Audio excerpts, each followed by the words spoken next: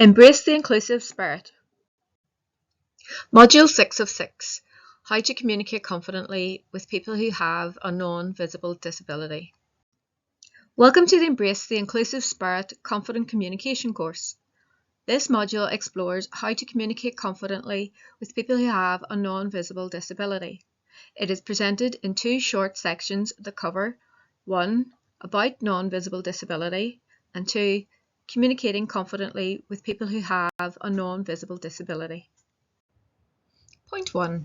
About non-visible disability. Almost 1 in 5 people in Northern Ireland live with a limiting long-term health problem or disability that is non-visible. This means it is not always obvious when a person might need additional assistance.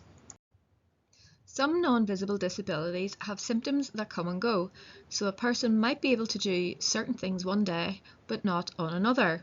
Some may become visible only at certain times, but they remain as disabilities all the time. People often choose not to disclose their disability because they have been stigmatised, patronised, or abused in the past. Some people may use the Hidden Disabilities Sunflower Lanyard or a Just a Minute or Jam card to let you know they need a little more help and support or time. Examples of non-visible disabilities include mental health conditions, sensory impairments, cognitive impairment, autism, autoimmune diseases, and neurological disorders.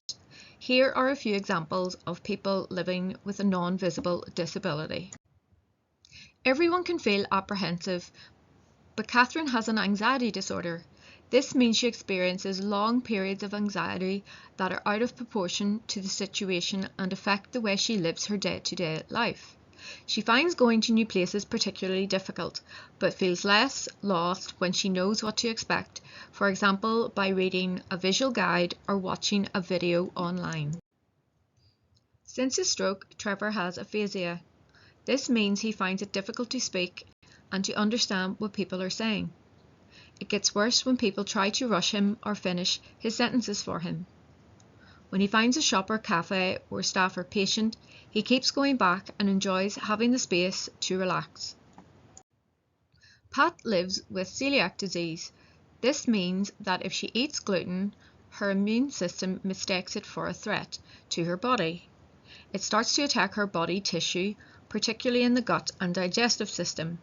She feels terribly ill when this happens. But she feels at home in restaurants that have a wide gluten-free choice on the main menu. She feels her needs are understood and respected, and she knows she can eat safely. Michael's stuttering makes it physically hard for him to speak. He knows what he wants to say, but can get physically stuck in the moment of saying sounds or words. He always uses the same hotel chain for work and personal breaks. This is because the reception staff are trained and know to listen to him without jumping in or guessing. This helps him relax and be at his best for work and play. 2. Communicating confidently with a person with a non-visible disability. The most important thing to remember when interacting with anybody is that they may have a non-visible disability. But just as no two people are the same, all people with non-visible disabilities are different. They have different likes and don't likes, different wants and don't wants, and different ways of communicating, thinking, acting, feeling, and being. All the same, there are some simple good practice tips for good communication. Be mindful about what you do and say to everyone. Then you will be inclusive of those you might not realise could benefit from it. Ask if you can help and how. Do not avoid asking, and do not give help before asking. Listen to the answer and do what people ask. They know what will and will not help. Display a "not all disabilities are visible" sign to show that you are supportive and welcoming. Try not to measure everyone by the same standard. We all have different levels of comfort with eye contact, touch, noise, space, light, colour, texture, speaking out loud, reading print, understanding written words, and so on. This can be exaggerated for people with a non-visible disability. Use plain language and avoid jargon. Be aware of your tone of voice and facial expressions and body language. Aim for relaxed and open. Think before you joke or tease. There may be a reason people spend a long time in the loo or ask for a smaller portion.